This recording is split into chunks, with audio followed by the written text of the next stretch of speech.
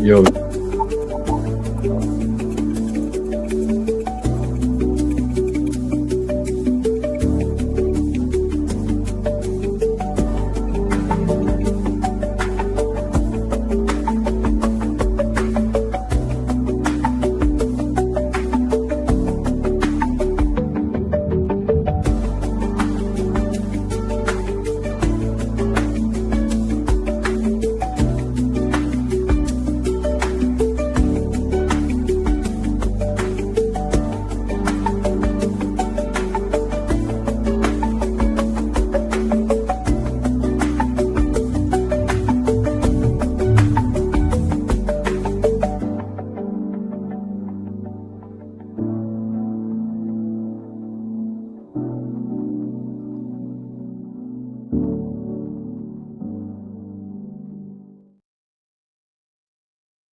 Yo, what is up, everyone? My name is Vaibhavv Ali, and you are watching Aura 8 live stream by Cryptonite UAE. We have a fellow podcast host, someone who's been very active and familiar with the UAE crypto and the Web3 scene, and now doing interesting stuff in the space of AI. Rudy, welcome to Aura 8. I'll give you this moment to go ahead and introduce yourself to our audience. Hey, how you doing? Hope all is well. Well, it's been an exciting time. I'm into the AI governance, crypto, blockchain, technology in general. So I've been trying to help organizations to make sense of all of this emerging technologies and how they can really adopt this in their organization in the best way possible. And how do you define the best way? Unfortunately, with all of those emerging markets and technologies, things are a bit lost. Regulation is a bit lost. How to do the best thing is not defined sometimes. So this is where we had them come into what makes sense, what makes the best policy, the best procedure, the best ethical way, the best organized way, and in coordination with regulation and global regulation. And sometimes global regulation is there, but local regulation is not. So we try to bridge that gap in between. Okay. Before I move on to the next question, can I request you to sit towards light, because there is a space. I'm trying to solve that. My situation is, you understand, trying to understand me, but my situation is super. I don't know why it's not working out. So this is what I have in the current sense. Sorry for that. Let's go on. Let's talk about, since you are dealing with companies and organizations, are they still skeptical of using agentic AI, or they truly believe in that this is the way ahead, or they are still on the fence?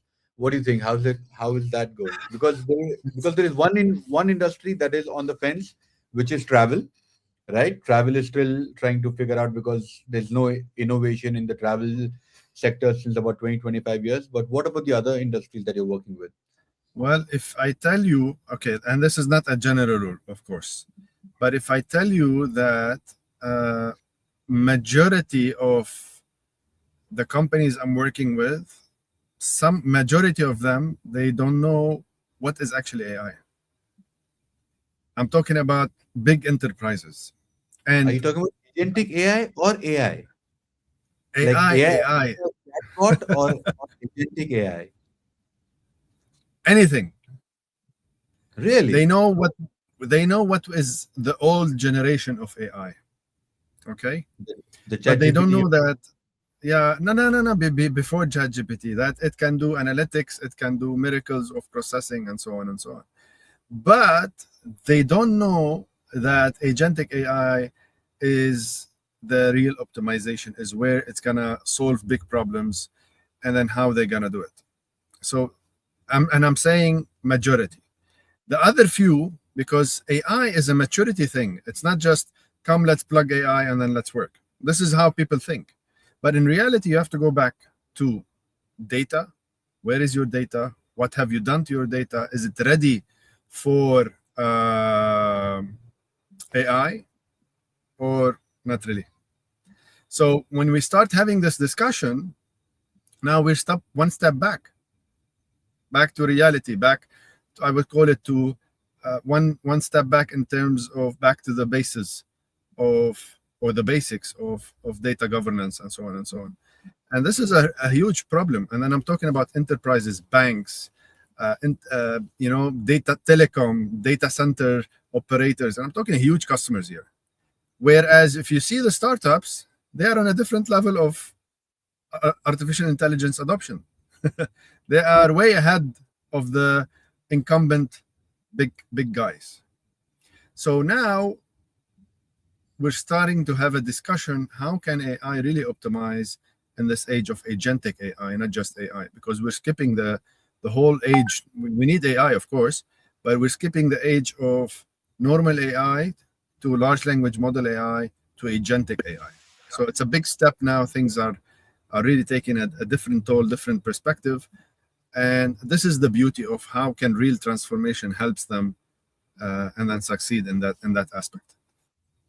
No, we talk a lot about decentralized finance, but in practice, uh, is it really the future of crypto that's being shaped by BlackRock, Binance, and a lot of these centralized organizations and nationwide, regulator that you just mentioned, than any protocol or community? Who actually controls the money, and is it decentralized or it's mostly a marketing narrative now? It's actually both. Who controls the money? It's still playing with the big guys until The further suits. notice. The traditional banks, the traditional investment companies, BlackRock, and so many other things. And now Tradify is still the king. Whatever you're gonna do, it's still there. When we talk about DeFi, it's happening, slower pace. Unfortunately, all of the crypto is related to the price of Bitcoin. It shouldn't be.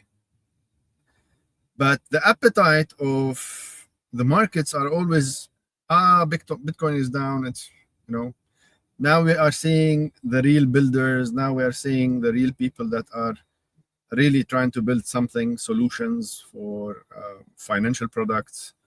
But in reality, it's about how we can do more and more adoption in terms of access and then innovating in a space of this whole section of finance, normal finance.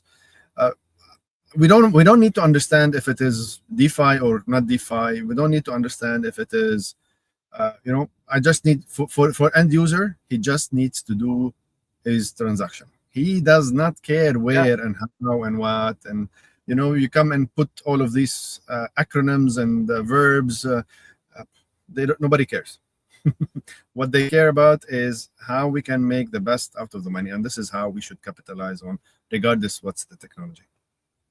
I totally agree with you.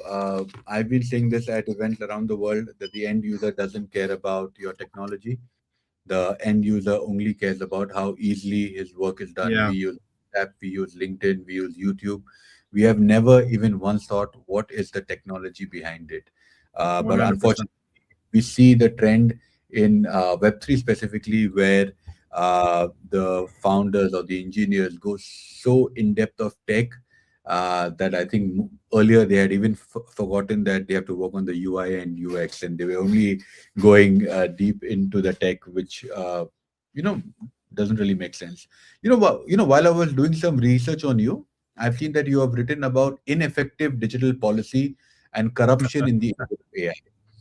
Yeah. Uh, I'm very curious to know more about that because AI governance today, is it just sophisticated theater framework or a facade that you look good on paper, or is it easily captured or ignored by the most powerful players? It depends where you are. Okay, I operate in the whole of Middle East. Okay, and when you start jumping from one country to another, you start seeing a big differentiation of UAE and the maturity that UAE has, the governance, They just released a special board related to AI, and so on and so on. And they have been, working on that aspect and front for the last 10 years now. And then 30 minutes in an airplane, it's a different reality. There's nothing. Explain that. So if you take the plane and then you go to Iraq, you go to Syria, you go to a little bit in Kuwait, if you go to Turkey, if you go to, and other surrounding areas, there's nothing there. And then this is where I'm talking about corruption. If you go to the Levant, Egypt, Lebanon, we mentioned Turkey, it's not there yet. So when I go in between those countries, and then when we focus on the GCC, we see there's a huge maturity gap in artificial intelligence. And my article was for those countries in the Arab states. We have 22 Arab states. We only have 5 countries out of all of those Arab states in the Middle East and North Africa that are doing something on AI. And the rest, it's all about corruption. Why do you think? Is it because how they operate, or because they are not really bothered about how the world is evolving? One is about how they operate. Second is the element of corruption. And third is if you bring in artificial intelligence, it's going to cut corruption, it's going to cut optimization, it's going to cut man in the middle, it's going to cut a lot of things, with that transformation also. We're not just talking AI without digital transformation layer. So that's not good. So we leave it as is. Interesting. Let's talk about AI governance framework, which often ends up favoring large cooperation and governments that can actually afford compliance team. True. Aren't we building a system that will ultimately protect incumbents rather than would it enable true innovation or just protect retail users? Because compliance, the main job is to protect retail users at the end of the day. Okay. I'll give you a theory, which is the reality. If you touch clients, if you touch merchants, if you touch end user, you should be doing governance. And by law, if you touch financial product, you report to a central bank, which has certain governance rules. Was it AI? Was it payment gateway certification? Was it ISO certification? And so on and so on. Now, when you go down one level, which is to the startups world, they cannot afford it financially. True. And complication-wise. So they try to outsource some of their elements to those incumbent that they are doing the job of compliance and then, handing certain services and so on and so on. So it's kind of in between. But what I see is if you need to touch customers, if you need to touch customer finance, you cannot run away from governance. And when I talk governance, it's multi-level, multi-tier. We're talking about cybersecurity. We're talking about operation. We're talking about data hosting. We're talking about operations. There's a lot of things that goes in between that we have to touch base from day-to-day perspective. Was it on the operation side? Was it on the management side? Was it on the strategy side, the finance side? There's a lot of things, the recruiting and so on and so on and so on and so on. There's a lot of things that goes in that. And this is where, it becomes really complicated. So the success ratio is not easy there. And incumbent can somehow, as you mentioned, afford it. And that's a big gap we need to fix one way or another. So how can we fix it? How can we get more AI governance? I'm solving one of them, trying to solve the puzzle. One of the puzzles, big puzzles. I'm solving it, of course, from strategic and from consultancy perspective, but I'm building a product, for example, for AI agent governance. All right, because I've seen a gap now, and then we are in the final stages. Hopefully, within the next 30 days, we will launch that now we have agents that are working by themselves without any governance. So who controls these agents? Maybe they will delete your database, and it happened. Maybe they will do some certain um, uh, Transaction. transactions or certain things that you don't want them to do, or maybe decisions on your behalf. And this is where the governance systems comes in, and then take certain roles, certain risk roles, to a level where you need a human. Interesting. And It's a complicated puzzle. I'm interested in these puzzles, and that is why when you said about it, I was trying to process uh, it. But let's talk about, since you spoke about agentic AI, we are moving towards an AI agentic era that can autonomously lend, trade, and manage assets. In five Yeah, or 10 years, will the real controller of money be a human institution or autonomous AI system operating beyond human oversight? yeah. It's a funny that you say it's gonna be a mix of both. It's not easy. Autonomous will be there, but to what certain level of autonomy will it be given? We have physical robots happening soon. So we're not just talking about soft robots or soft agentic AI. We have physical robots that will be with us.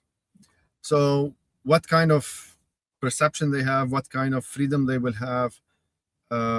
Before jumping into physical, we have the virtual world today that is connected. Will it be 100% autonomous? I'm not too sure. If it goes full on autonomous, we're going to be having a huge problem uh, from our role perspective, from security perspective, from human continuity perspective. We will never know. So I think it's a critical point of where the future will be heading. But I'm keeping a track on the development that is happening in China. A lot of my friends travel to China, and I speak to them. And the kind of advanced robotics that we see in China is absolutely mind blowing. I don't think, Indeed. yeah, it is any country has seen that form of advancement yet. Maybe with Elon Musk starting off his humanoids, we might see a mainstream coming in. But I think with Unitary, uh, the robots, I think, are doing a job that I think Amazing. as a human being. And India is, I think, the guinea pig in a way, where humans are getting paid like maybe what $3 or $4 a day, where they are Trained. wearing cameras and they are wearing those robotic hands, and they are doing their basic task. And the basic task is like folding clothes, or watering the plants, or doing some basic cooking. This is basically just training the robots, and the beauty of this training is that if you train it once, you're good. You don't have to keep training all the other robots. Just True. one Just one. one base is good. Yeah, yeah. uh, We are on that let's. tipping point. We are on a tipping point. I think the point is already tipped, on a personal level. With the advancement of agentic AI, I know people in San Francisco who are running about 5 startups together, because even if four fail, one would take off, and they are betting on that. And with agentic AI, everything is possible. I was talking to angel investor and a big founder yesterday called Vishal Gondal. He actually has got over $110 million in funding in Series C round. And because he's an angel investor, I was asking him, where's the trend? The trend is no more on an MVP. The trend is no more on a finished product. The trend is now on revenue. So imagine if you are a startup, the VCs are looking how much revenue you're making rather than your idea stage or your MVP stage. Few days ago, we had the YC Combinator demo day. Most of them we're talking about $14 million, $5 million, $4 million in revenue. We have never heard that ever. Revenue was a forbidden word in the startup space. Nobody wanted to talk about profits or revenue, but the conversation has clearly shifted. So, there is where I feel that we are not at the tipping point. It's already been tipped, and we have moved ahead into an era that is not uh, even what it would used to be 6 months ago. Let's talk about our region that we live in, the UAE and the MENA region. The UAE has positioned itself as a very crypto friendly space, and you and I and multiple others are clearly benefiting from it, and we understand it very well. But isn't the regulatory approach here the ultimate about controlling and attracting capital rather than genuine decentralization? And how much freedom actually exists when everything still routes through licensed entities like VARA and ADGM, etc.? I'll start from the freedom. In UAE, you can create whatever you want, right? Yeah. And you can go and ask for VARA for licensing. And most of the use cases, they will be accepted, and then you will get a license. It will take some time because we're working in emerging technologies here. So some use cases I've never seen before, and it will work. So from that perspective, from freedom perspective, to a certain point, I think there's a big freedom. And then the beauty of this is the way it is organized. I don't like to work in a gray zone or a gray matter or in a gray, I don't know if it's legal or not. In this space, if it is or it is not, you have applied, they will take a final decision. And then if they like it, guess what? You're going to be getting some funds here. Not from VARA, but from a perspective of that now you have a VARA license. That means you have proven your use case. So, of course, you're not going to create something out of the blue and then go to VARA. So there's a lot of preparations that has happened. And then UAE is a very nice testing zone for such, so that you can maybe take it to the US or maybe take it to the Asian markets and so on and so on. It's a beautiful market being in UAE, talking about crypto, building use cases, building DeFi use cases. It's amazing. And then even locally, now we're seeing more and more adoption. So this is something that you don't have. Very few places on earth, we can name 3 that are doing the same. So we are in the forefront city that is really changing how we are dealing with blockchain and the decentralized finance. For me, I'm super blessed to see my customers, how they grow, and then how they create and how they innovate, and all of this innovation, and then seeing the regulation part and the governance part being there. It's simply amazing to follow all of this, and then be living in a city where I think it's talking about the future. Absolutely. If AI systems become sophisticated enough to propose, analyze, and even enforce financial regulation, should we still trust humans for policy making and governance like yourself? Or AI eventually will make traditional governance roles obsolete? Well, that's a tough question, no?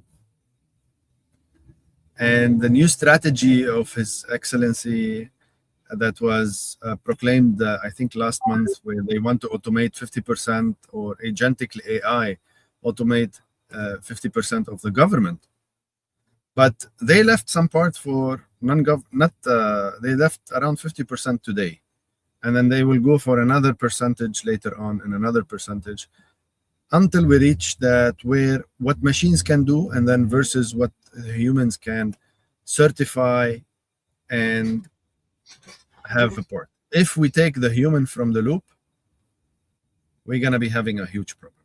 Until further notice, the whole governance and the whole talk about agentic and automation and full-on automation and the role of humans is still that human will always have the final decision. So until further notice, we are there. What happens next, we will never know. Will some rogue nation create something that doesn't need approval from anyone? I can guarantee you it will happen if it didn't happen before. I agree. But in advanced economies, it will not be in an aspect where it's gonna be full on agentically taken decision, and that will be our doomsday. Well, in that case, doomsday is not too far away. I personally feel. We feel it. We feel it. Yeah. But so far, we have another thing to worry about until the doomsday is jobs being taken out of the market. Many are being replaced, but it's not an equal ratio. In 10 years time, we have another thing to worry about is what will humans do in their spare time.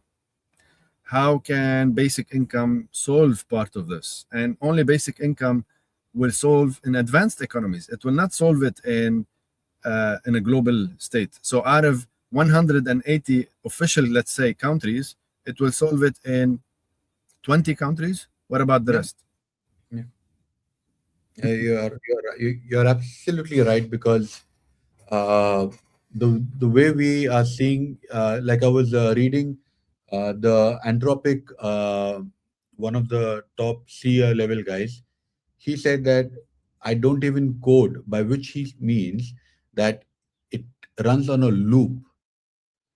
And coding these days, like, you don't even see what is wrong. It's running on a loop, comes to your agent, and your agent explores something and says, okay, you know what, I can do it better.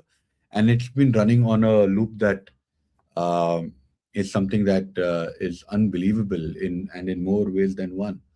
Google just a few weeks ago they claimed that they haven't written a code since 6 months. Yeah, yeah. So And in fact, in 2026, asking somebody to learn to be a software engineer is the worst advice that you can give them. It's apparently even worse than getting a face tattoo. So imagine that. Uh, you know, I understand that you don't have a lot of time, and you are in between things. So I'm not going to take too much of your time. I think we have covered a lot. Just the last thing that I want to know from you I'm is in that, between planes. Let's call it in between planes. yes. Sorry for So that. no worries. My last question that I want to ask you is that there are a lot of kids in India, Philippines, Iraq, Egypt, Lebanon, who have no idea what's going to hit them in a way that they could never imagine. What is your piece of suggestion and advice for these people? I would say double down on learning AI.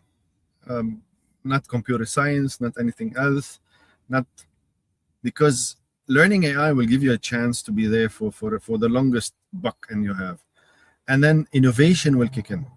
Now, when you empower with a cloud code, as in coding, codecs, whatever lovable, learn how to optimize coding, learn how to create, how to open the innovation part, and this is something that AI today can help all of us. There's a lot of ideas that we have. How can we make them reality? AI will make them reality. And then you can bring them to market as MVPs, test them out. Creating an MVP 6 months back used to take 6 months. Now I can spill it in 30 minutes, 20 minutes. I can have a product ready for MVP in 60 minutes. So things has changed. It's no longer that 6 months track doing a lot of things. You just need the idea, the problem. Solving problems is what we want. That mindset of entrepreneurship, of solving problems, is what we need to focus on. AI will do it for us, but the mindset that we want to solve problems and create new innovations is what we really need to push our future generation. And I talk a lot with future generation, and then sometimes I'm really sad where they are today because they are missing a lot, and the future might bypass them directly. Thank you so much for your time, and wish you safe travels ahead. Thank you for jumping in, and hopefully we'll have you back and discuss this in more detail. Thank you. I'm really sorry for how it turned out, but No, no. I think that the content is great. The output is how we can push this agenda more in terms of the benefit of humanity. This is the most important part. That's why I wrote my book, by the way, is to push Yes, people. please. It's called Let, let's. it's called it's called ruling the world in my pajamas. But the idea of it, the metaphor of pajamas is that we today we work from everywhere. Yeah. So how can we push this narrative of innovation is what and start thinking in entrepreneurship style is what we really should push everyone. So hopefully if you're listening here, if you have an idea, start building. There you go. You heard it from the man himself. If you have an idea, start building. There is no product that you can't build. And if you're ever thinking or you ever have a doubt, remember your best friend now is AI. Indeed. Have a great day. Thank, thank you so much for your time. Bye bye.